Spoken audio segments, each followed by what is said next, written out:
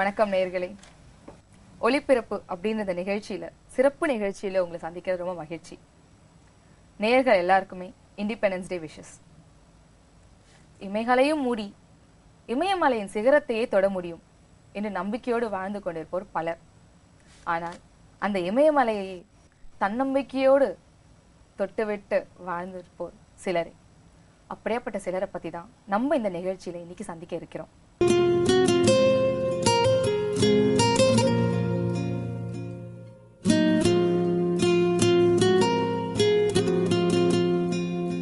நம்ம சந்திக்க போற இந்த 2 நபருமே கண் பார்வை இழந்தவர்கள். ஆனால் அது ஒரு பெரிய விஷயமா பொருட்படுத்தாமல் வாழ்க்கையில தங்களுடைய லட்சியத்தை நோக்கி எப்படி இவர்கள் சாதித்துக் கொண்டு இருக்கிறார்கள் என்பதை பற்றி தாங்க பார்க்க போறோம். மிஸ்டர் சுப்பிரமணி அப்படின்றவர் ஒரு ஜேர்னலிஸ்டா இருக்கிறாரு. அவரோட தன்னம்பிக்கை அவர் எப்படி வாழ்க்கையில முன்னேறுச்சு அப்படின்ற பத்தி தான் நம்ம அவர்கிட்ட பேச போறோம். வணக்கம் சுப்பிரமணி சார். வணக்கம். நீங்க 18 வயதுல உங்களோட கண்களை இழந்திருக்கீங்க. அதுக்கப்புறம் ஒரு ஜேர்னலிஸ்டா இன்ற வரைக்கும் நீங்க வாழ்க்கையில உங்க தன்னம்பிக்கையோடு வாழ்ந்துட்டு இருக்கீங்க. அதை பத்தி நீங்க என்ன நினைக்கிறீங்க? உங்கள் தன்னம்பிக்கையை பத்தி கொஞ்சம் சொல்றீங்களா? அதாவது நீங்க தன்னம்பிக்கை அப்படின்னு சொல்லும்போது ஒரு சின்ன கொட்டேஷன் ஞாபகம் வருது. அதாவது நீங்க வாழ்க்கையில எத்தனை முறை கீழே விழுறீங்கன்றது முக்கியம் இல்லை, எவ்வளோ சீக்கிரம் எழுந்து திருப்பி உங்க ஓட்டத்தை தொடர்றீங்கன்றது தான் முக்கியம்னு சொல்லுவாங்க. அந்த மாதிரி எத்தனை சேலஞ்சஸ் இடர்கள் வந்தாலும் நமக்குன்னு ஒரு குறிக்கோள் ஒன்று அமையும்பொழுது நம்ம அதை நோக்கி பயணிக்க ஆரம்பிக்கிறோம். அதுக்கு நடுவில் வர்ற எந்த விஷயங்களுமே நமக்கு பெருசாக தெரியறதில்ல. அதாவது நிறைய பேருக்கு தன்னம்பிக்கை வராத காரணம் என்ன அப்படின்னாக்கா, அவங்க எதை நோக்கி போகணுன்றது நிறைய தெரியாததுனால தான் இந்த பிரச்சனை வருதுன்னு நான் நினைக்கிறேன். ஸோ 18 வயசில் நீங்கள் சொன்ன மாதிரி எனக்கு ரெட்டினைட்டிஸ் பிக்மெண்டோசா அப்படின்னு ஒரு விழித்திரை கோளாறு காரணமாக 6 மாத கேப்பில் வந்து கம்ப்ளீட்டாக கண்ணு போச்சு. அதாவது ஒரு 17 வயது முடியும் பொழுது ஒரு நல்லா பார்த்துட்டு இருக்கிற ஒரு ஆளுக்கு வந்து ஒரு திடீர்னு ஒரு கோளாறு ஏற்பட்டு, அஃப்கோர்ஸ் நான் கண்ணாடி போட்டுட்டு இருந்தேன் அப்போது. பட் வந்து ஜஸ்ட் கண்ணாடி மாற்றிக்கலான்னு செக் பண்ண போகும்போது இந்த மாதிரி ஒரு பிரச்சனை இருக்கிறது தெரிய வந்தது. ஸோ அதுக்கப்புறம் பார்த்தீங்கன்னா ஒரு டாக்டர்ஸே எதிர்பார்க்காத மாதிரி ஒரு 6 மாத கேப்பில் கம்ப்ளீட்டாக என்னுடைய ஐசைட் போச்சு. அப்போ வந்து வாழ்க்கையே ஒரு திசை திரும்பி போச்சு. ஏன்னா என்னுடைய வாழ்க்கையில் நான் பிளான் பண்ணது வேற. நான் வந்து இப்போ இந்த ஒரு சேலஞ்சஸ் வந்ததுக்கப்புறம் அதை வேற மாதிரி நடத்த வேண்டிய ஒரு சூழ்நிலை ஏற்பட்டது. முக்கியமாக எழுதுறது பிடிக்கும். So it is only natural that I discovered writing by losing my side.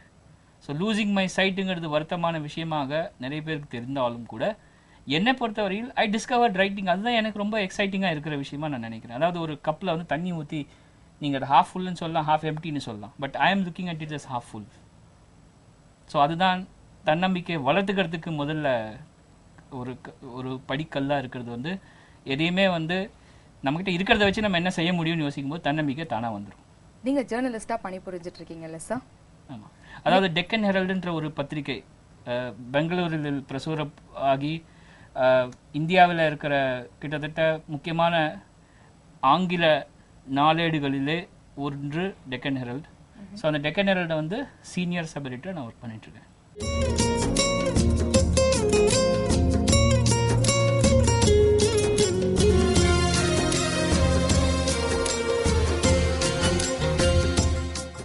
நீங்க பேசிய விஷயம் ரொம்ப ஒரு தன்னம்பிக்கை கொடுக்கக்கூடிய ஒரு விஷயமா இருக்குங்க சார். நம்ம அடுத்த சந்திக்க போற ஒரு நபர் ஸ்ரீனிவாசன். அவர் வந்து பாத்தீங்கன்னா ஒரு லைஃப் இன்சூரன்ஸ் கம்பெனில சீனியர் அசிஸ்டண்டா ஒர்க் பண்ணிட்டு இருக்காரு. அவர் தன் வாழ்க்கையில எதை மாதிரியான நேரிடல்களை சந்திச்சிருக்காரு, எப்படி அதையெல்லாம் தாண்டி வாழ்க்கைக்கு முன் வந்திருக்கிறார் அப்படின்றது அவர்கிட்டே கேட்போமே. வணக்கம் ஸ்ரீனிவாசன் சார். வணக்கம் மேடம். சொல்லுங்க சார், உங்களை பத்தி வாழ்க்கையில எப்படி நீங்க 16 வயதுல உங்களுடைய கண்களை இழந்திருக்கீங்க, உலகத்தை பார்த்திருக்கீங்க. திடீர்னு உங்களுக்கு அந்த இழப்புன்றது யாராலையும் எடுத்துக்கொள்ள முடியாத ஒரு விஷயம். அது நீங்க வந்து பல முறை அறுவை சிகிச்சை செஞ்சிருக்கீங்கன்னு சொல்றீங்க. எத்தனை முறை இந்த அறுவை சிகிச்சை செஞ்சு உங்களுக்கு இது கை கூடாம போயிருக்குங்க? ஃபர்ஸ்ட் பிகினிங்ல ஒரு 7 தடவை பண்ணாங்க மேடம். 7 தடவை உங்களுக்கு இந்த அறுவை 7 தடவை வலது கண் இடது கண் மாத்தி மாத்தி பண்ணாங்க. அதுக்கப்புறம் ஒரு தடவை ஜெர்மனிக்கு வர நாங்க போயிட்டு வந்தோம் நடுவில். ஃபாரின் ட்ரீட்மெண்ட் எப்படி இருக்கும் பார்க்கலாம், அங்கேயும் போனீங்க ரெட்டினா டிட்டாச்மெண்ட்டுக்கு அங்கே ட்ரீட்மெண்ட் இருக்குன்னு சொன்னாங்க. அங்கேயும் ட்ரீட்மெண்ட் போனால் அங்கே ஒரு ஆப்ரேஷன் நடந்தது. அந்த டாக்டர் தான் எனக்கு வந்து ஃபுல்லாக சப்போர்ட்டிவாக சொல்லி, மெட்ராஸில் இந்தியாவில் எங்கேயுமே ட்ரீட்மெண்ட் இல்லை இப்போதைக்கு, இது ஆராய்ச்சி நடந்துட்டு இருக்கு ரெட்டினாக்கு, நீ இந்தியாவுக்கு போயிட்டு நீ படிக்கிற வழியை கான்சன்ட்ரேட் பண்ணு, ஒரு நாள் உனக்கு இன்ஃபர்மேஷன் வரும், இந்த மாதிரி ரெட்டினாக்கு ஒரு ட்ரீட்மெண்ட் கண்டுபிடிச்சிருக்காங்க, அது மாதிரி ஒரு இன்ஃபர்மேஷன் வரும், அப்போது நீ வந்து இதை யூட்டிலைஸ் பண்ணிக்கோ, இது மாதிரி அமெரிக்காவோ ஜெர்மனிக்கோ ஃப்ரான்ஸ்க்கோ எங்கேயும் நீ போக வேண்டாம், இந்தியாவுக்கே போய் படி அப்படி சொல்லிட்டு என்னை ஒரு நல்ல ஒரு தன்னம்பிக்கை விட்டு எங்கே அமிச்சார். அதுக்கப்புறம் தான் நான் இப்போ இந்த ஸ்டடீஸை கண்டினியூ பண்ணேன். இப்போ வந்து பார்த்தீங்கன்னா it has become true. Retina இந்தியான்னு ஒரு ஆர்கனைசேஷன் மூலமாக டாக்டர் ரஜத் அகர்வால்னு ஒருத்தர் வந்து சங்கர் நத்திரியில் ஒர்க் பண்ணிட்டு யூஎஸில் ஒரு ஆராய்ச்சியாளர் வந்து இப்போ பயோனிக் ஐன்னு ஒன்று அதை கண்டுபிடிச்சிருக்காரு.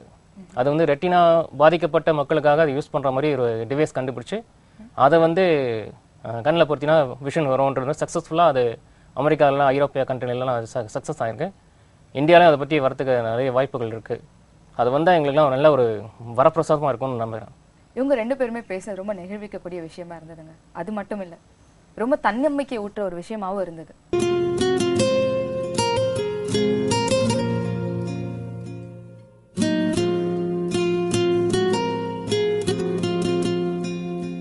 நம்ம அடுத்து சந்திக்க இருக்கிற நபர் ஒரு பெண்ங்க.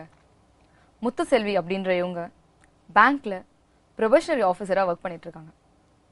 பிறப்புல இருந்தே கண் பார்வை இழந்த இவங்க அவங்களோட உலகம் எப்படி இருக்கு அப்படின்றத பத்தி நம்ம கிட்ட ஷேர் பண்ண போறாங்க. வணக்கம் மேடம். வணக்கம். நீங்க வந்து ப்ரொபேஷனரி ஆஃபீஸரா பேங்க்ல ஒர்க் பண்ணிட்டு இருக்கீங்க.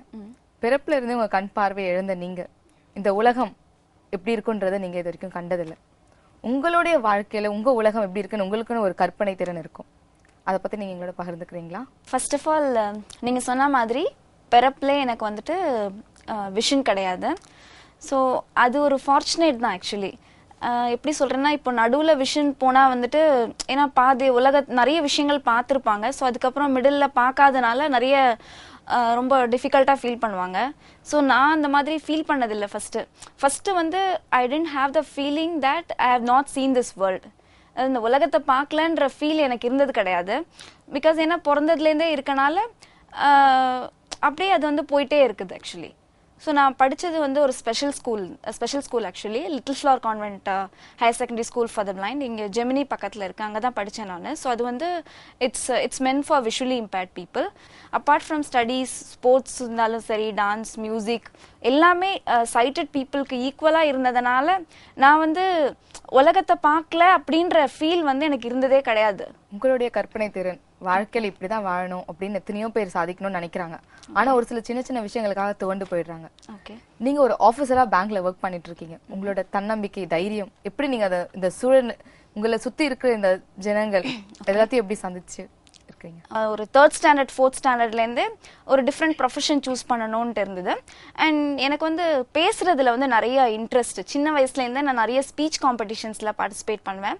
ஸோ அதை பேஸ் பண்ணி தான் வந்து எங்கள் டீச்சர்ஸ், எங்கள் பேரண்ட்ஸோட மோட்டிவேஷனோட நான் வந்து லா படித்தேன். அதுக்கப்புறம் வந்து நான் பிஏபிஎல் ஆனர்ஸ்ன்னு சொல்லிட்டு 5 year கோர்ஸ் ஆஃப்டர் 12th நான் கம்ப்ளீட் பண்ணேன். ஸோ இனிஷியலாக கொஞ்சம் படிக்கிறச்ச கொஞ்சம் குரூப் ஸ்டடீஸ் பண்ணி, அதுக்கப்புறம் கொஞ்சம் நிறைய மெட்டீரியல்ஸ் புக்ஸ் மெட்டீரியல்ஸ் கலெக்ட் பண்ணுறதுலாம் கொஞ்சம் சேலஞ்சஸ் ஃபேஸ் பண்ணேன். அதுக்கப்புறம் ஐ குட் மேனேஜ்.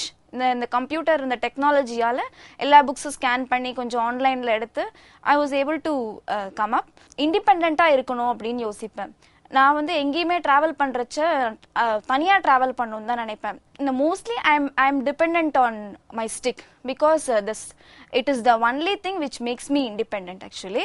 ஸோ நான் எங்கே ட்ராவல் பண்ணாலும் நான் ஸ்டிக் யூஸ் பண்ணி தனியாக ட்ராவல் பண்ணுறது தான் நான் லைக் பண்ணுவேன். பேங்க் ஆஃபீஸராக ஒர்க் பண்ணணுன்றது எப்படின்னா, எனக்கு இப்போ லா பண்ணால் வந்து மோஸ்ட்லி எல்லாமே லாயர் அப்படின்னு தான் கேள்விப்படுவாங்க. பட் எனக்கு வந்து இந்த மாதிரி கார்பரேட்ஸ், பேங்க்ஸில் வந்து ஆஃபீஸராக ஒர்க் பண்ணணும் அப்படின்றது எய்ம் இருந்தனால நான் வந்து எனக்கு காம்படிட்டிவ் எக்ஸாம்ஸில் வந்து ரொம்ப இன்ட்ரெஸ்ட் இருந்தது. இட் வாஸ் இன் செப்டம்பர் 2009 நான் வந்து பேங்க் எக்ஸாம்ஸ்க்கு ப்ரிப்பேர் பண்ண ஆரம்பிச்சு ஒரு 6 months ரொம்ப சின்சியராக ப்ரிப்பேர் பண்ணேன். அதுக்கப்புறம் even I tent get through இந்த ஃபர்ஸ்ட் அட்டெம்ப்ட் வந்துட்டு. ஏன்னா ஆப்வியஸாக எங்களுக்கு வந்து 10th ஸ்டாண்டர்டோட இந்த விஷுவலி இம்பேர்ட் பீப்புளுக்கு இருக்க ஒரு சேலஞ்ச் என்னன்னா, 10th மேக்ஸ் வந்துட்டு எங்களுக்கு கொஞ்சம் கஷ்டமா இருக்கும். ஏன்னா 10th மேக்ஸ் வந்து எங்களுக்கு கம்ப்ளீட் ஆயிடும். But I tend give up. எனக்கு வந்து ஆஃபீஸர் ஆகணும்ன்றது தான் என்னோட எய்ம்ஸ் இருந்தனால நான் கண்டினியூஸா I wrote more than 10 bank exams. அதுக்கப்புறம் I got through in Allahabad Bank as a probationary officer. நான் வந்து ஜூலை மந்த் 2010ல வந்து ஜாயின் பண்ணேன். அப்துல் கலாம் அவர்கள் சொன்ன மாதிரி கனவுகள் காண்போம் அப்படின்வாங்க. கண் இருக்கவங்க வந்து இதுதான் அந்த உருவம், அந்த வடிவமைப்பு இப்படிதான் இருக்கும் அப்படின்னு தெரிஞ்சுட்டு கனவுகள் காணுவாங்க. நீங்க எதை மாதிரியான கற்பனையோட கனவுகள் காண்கிறீங்க? Of course it's a very good question. ஏன்னா வந்து நிறைய பேர் வந்து என்கிட்ட கேட்டிருக்காங்க, உங்களை மாதிரி சைட் இருக்க பீப்புள், அதாவது ஏபிள் பீப்புள் வந்து நிறைய பேருக்கு வந்து கேட்டதில்லை. ஃபர்ஸ்ட் சில பேர் கேட்பாங்க, சில பேர் அவங்களுக்குள்ளே ஒரு என்ன ஒரு திடகாத்திரமான நம்பிக்கை என்னன்னா, இந்த பீப்புளுக்கு வந்து ட்ரீம்ஸ் வராது, அதாவது விஷன் இருந்தால் மட்டும்தான் ட்ரீம்ஸ் வரும், விஷன் மூலமா மட்டும்தான் கனவுகள் வரும் அப்படின்ற ஒரு தாட் இருக்குது. பட் எங்களுக்கும் வந்து என்ன சொல்றது, பிறவியிலே பார்வை போனவங்களுக்கும் கண்டிப்பா ட்ரீம்ஸ் வரும். நீங்க சொன்ன மாதிரி இந்த ட்ரீம்ஸ் வந்து அஃப்கோர்ஸ் நாங்கள் பார்த்தது, நாங்கள் ஃபீல் பண்ணது, நாங்கள் வந்து ஏதாவது டச் பண்ணது, இல்லை எங்களுடைய மென்டல் எங்களுக்குன்னு சில விஷயங்களை பற்றின ஒரு ஐடியாஸ் இருக்கும். ஸோ அந்த ஐடியாஸை பேஸ் பண்ணி அஃப்கோர்ஸ் அந்த ஸ்மெல், அந்த டச் எல்லாத்த பேஸ் பண்ணியும் எங்களுக்கும் ட்ரீம்ஸ் வரும். இவங்க 3 பேருக்கிட்ட நம்ம பகிர்ந்துக்கிற விஷயம் நம்ம எல்லாருக்குமே ஒவ்வொருத்தருக்கும் தன்னம்பிக்கை கொடுக்கக்கூடிய ஒரு விஷயமா இருந்ததுங்க.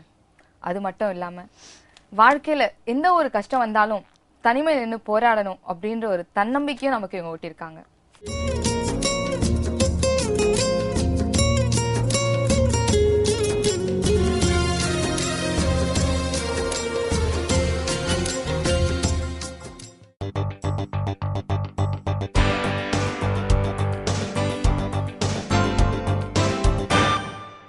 தங்களது கண் பார்வை திரும்ப பெற பயோனிக் ஐ அப்படின்ற ஆர்டிஃபிஷியல் ஒரு கருவியை கண்டுபிடிச்சிருக்காங்க.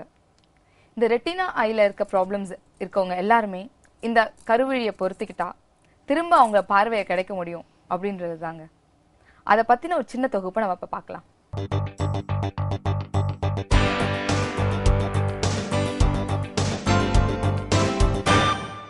The bionic eye is actually a medical device which we surgically implant in a patient who's completely blind.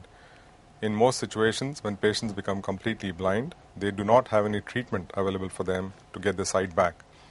We have developed this device which we surgically implant in a patient's eye close to the retina, and that through a video camera allows the patient to start seeing again. You said that the people who lost their eyesight can get it back.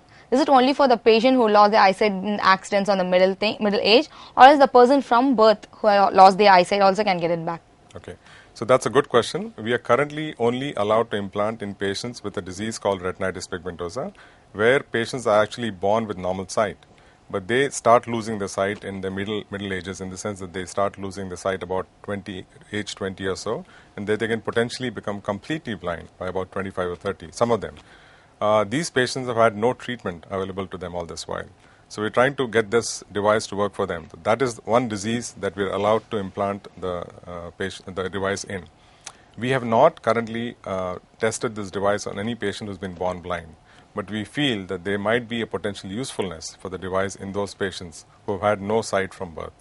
But we have not tried it so far because of government regulations.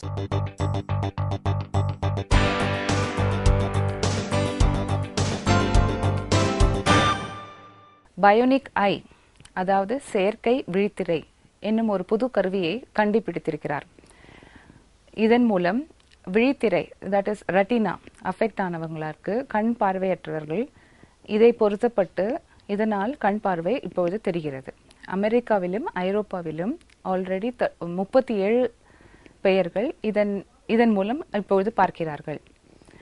Bionic ஐ என்பது ஒரு செயற்கை விழித்திரை.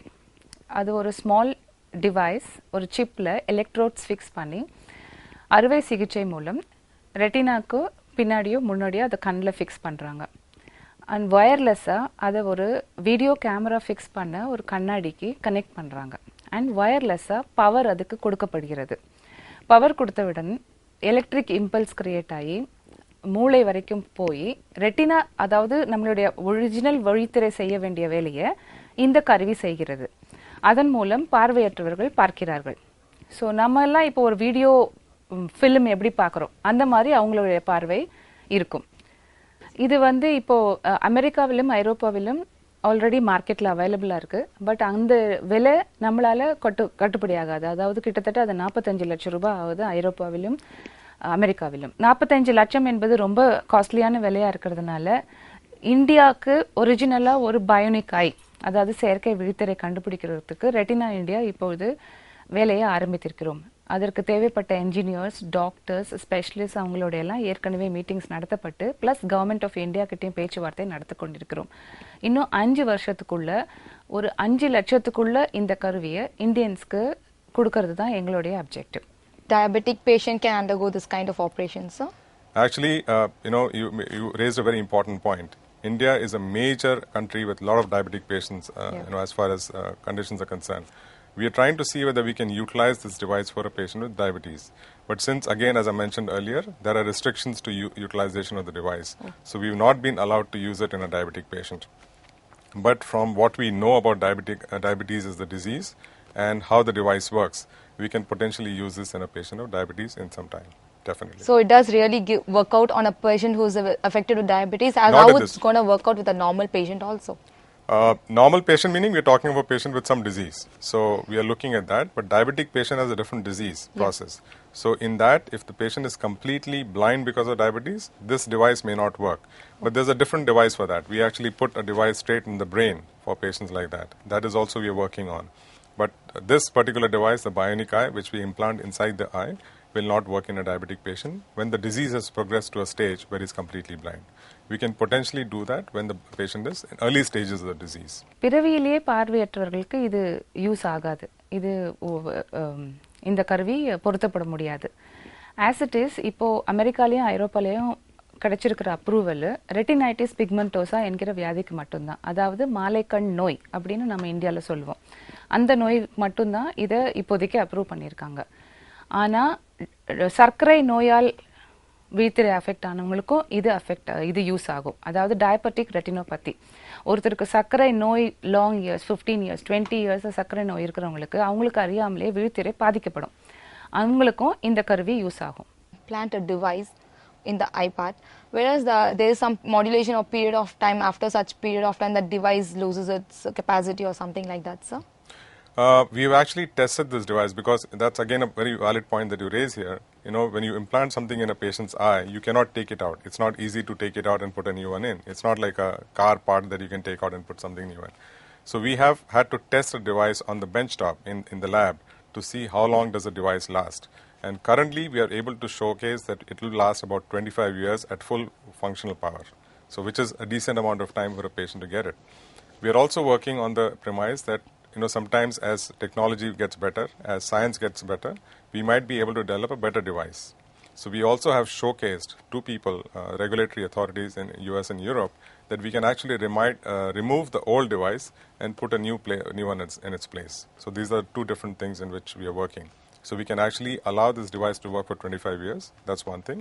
And secondly, in case the device fails for some reason, or we get a new generation device, like you get a small car, then you get a bigger car as a new generation kind of thing, or a laptop, you get a small laptop, then you get a larger laptop.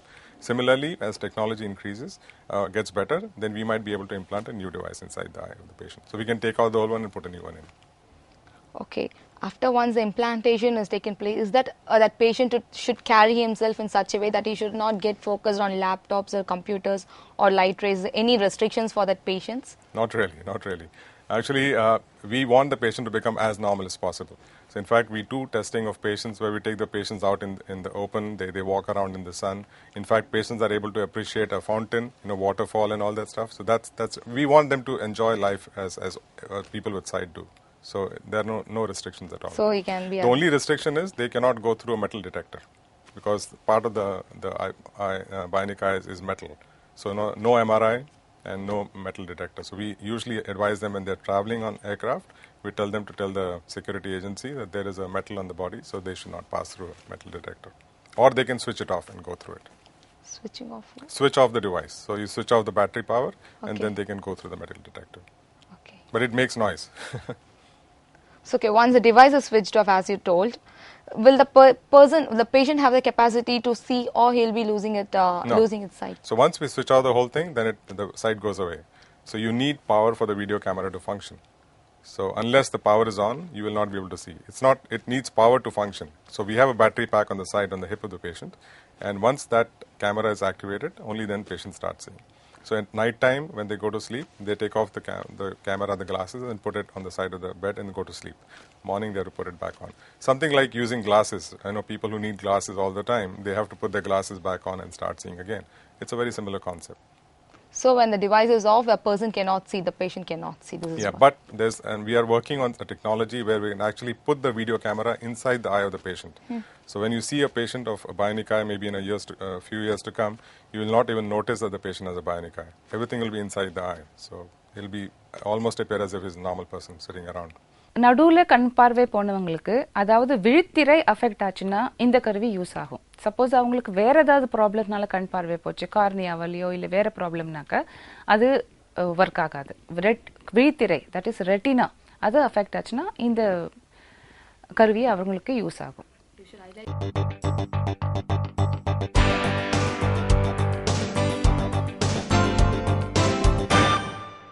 Retina India என்கிற தொண்டு நிறுவனம் இதை மாதிரி retina affected people, அதாவது விழித்திரையினால பார்வையற்றவர்கள் அவர்களுக்காகவே ஸ்பெசிஃபிக்காக ஆரம்பிக்கப்பட்டிருக்கு. இப்போ பார்த்தீங்கன்னா வேற தொண்டு நிறுவனங்கள் எல்லாம் கேட்ராக்டு, கார்னியா வேற ப்ராப்ளம்ஸ்க்கு எல்லாம் பார்க்குறாங்களே தவிர ரெட்டினா ப்ராப்ளம் பிகாஸ் அதுக்கு ஆஸ் ஆஃப் டுடே சயின்ஸில் ட்ரீட்மெண்ட் கிடையாது.